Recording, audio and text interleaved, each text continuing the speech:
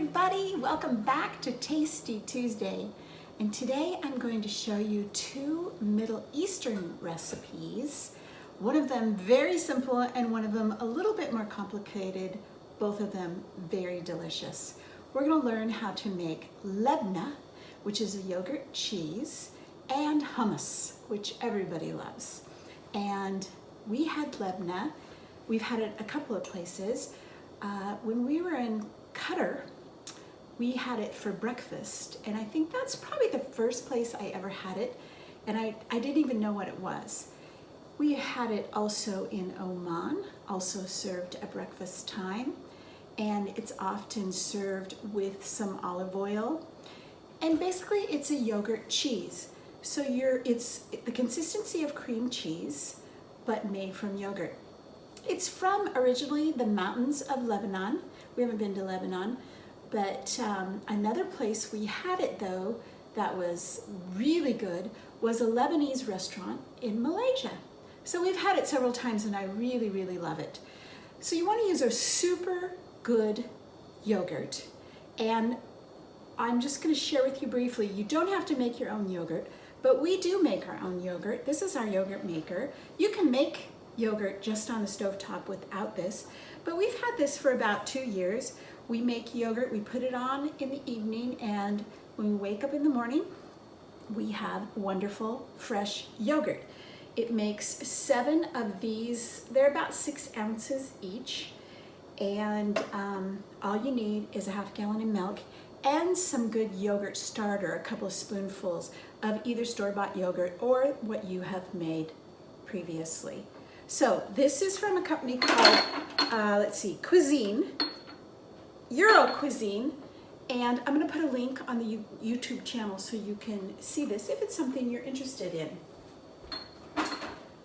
So we have here 32 ounces of really good yogurt, and in Lebanon and in most Middle Eastern countries, this would be made from goat's milk yogurt, which is very hard to find here where I live, but you can easily make it with cow's milk yogurt, and that's what we have here.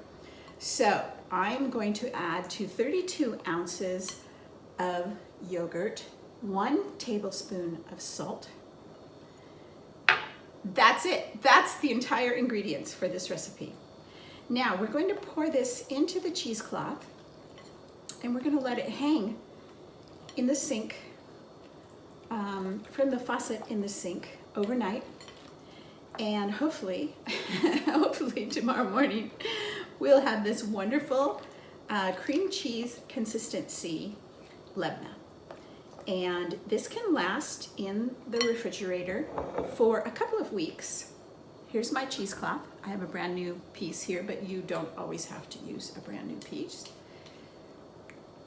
And we loved Middle Eastern food, and the hummus we have had in many places around the world is quite different than like Sabra brand that you buy here in Washington at the local Safeway store.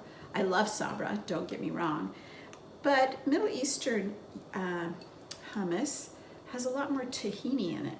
Actually, I don't even know if Sabra has tahini in it, but we're gonna talk about that next.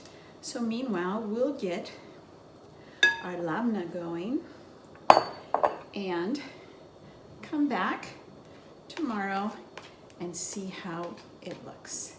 And this would be served with like warm pita bread, a little olive oil poured on top, maybe some olives even.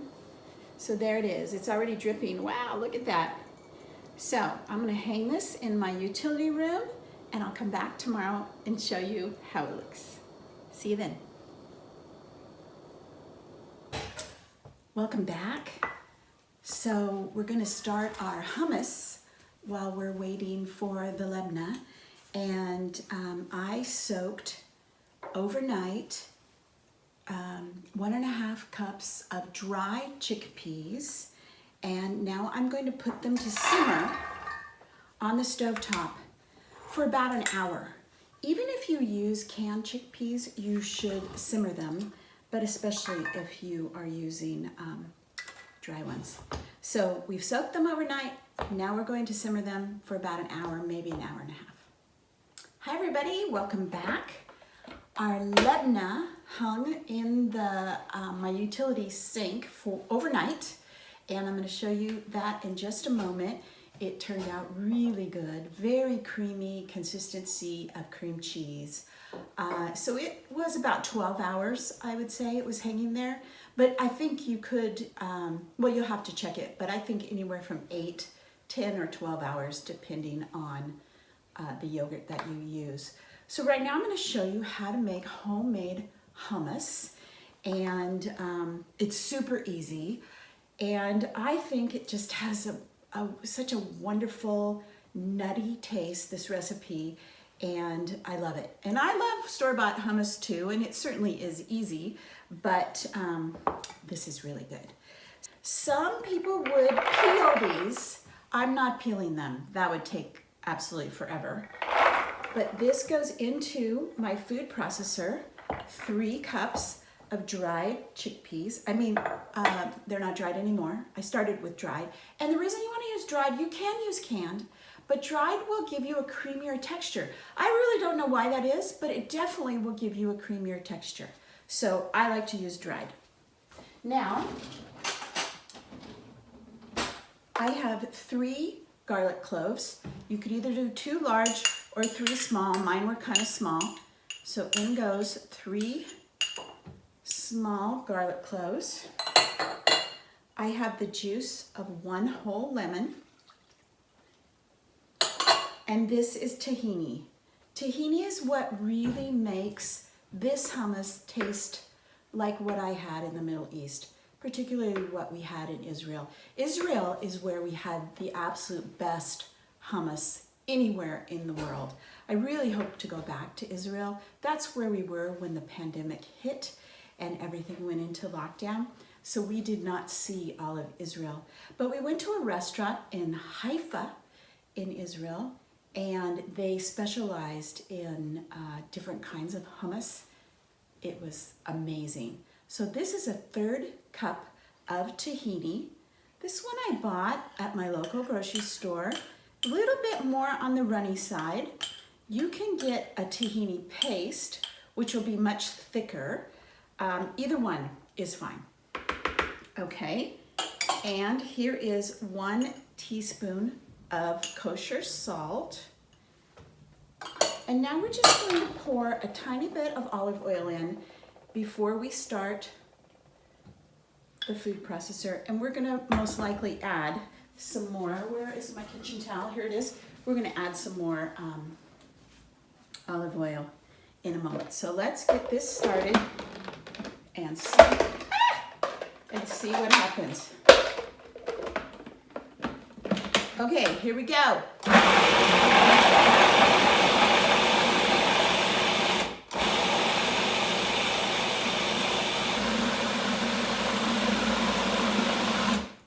Now let's try it again.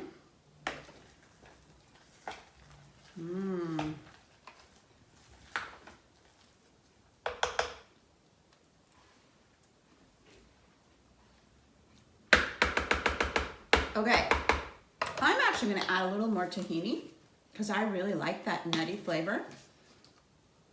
Let's put a little more in there. Tahini is a lot like peanut butter, but it's going to be a little more bitter. And tahini is made from sesame seeds. And you'll find tahini used in all kinds of Middle Eastern recipes. Here we go again.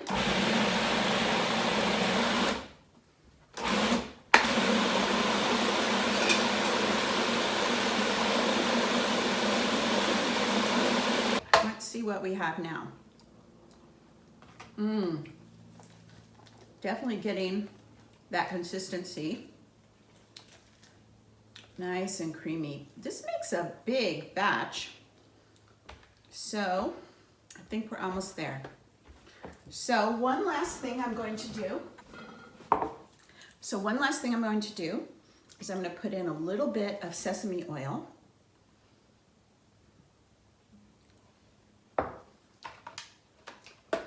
Try it one more time.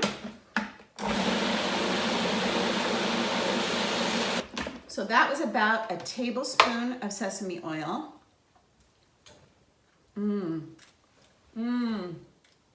Really yummy. I think we're there. I mean, I could keep processing it and get it even creamier, but it looks really nice. So now let me put this in a bowl alongside the Labneh, and I'll show you what they look like. Okay, our two Middle Eastern dips are done. We have homemade chickpea and tahini hummus, and I've drizzled some olive oil on top of that and garnished it with a few little chickpeas. And our beautiful Labneh, which is yogurt cheese from Lebanon. I've also drizzled olive oil on top of that and garnished it with some pitted black olives. I'll be serving both of these with warm pita bread. Just scoop it up and eat it. It's super easy to make both of these dishes, and you'll impress all your friends for how you've created some Middle Eastern magic in your kitchen. So that's our Tasty Tuesday for this week. I hope you'll try these recipes, and we'll see you next Tuesday. Thanks.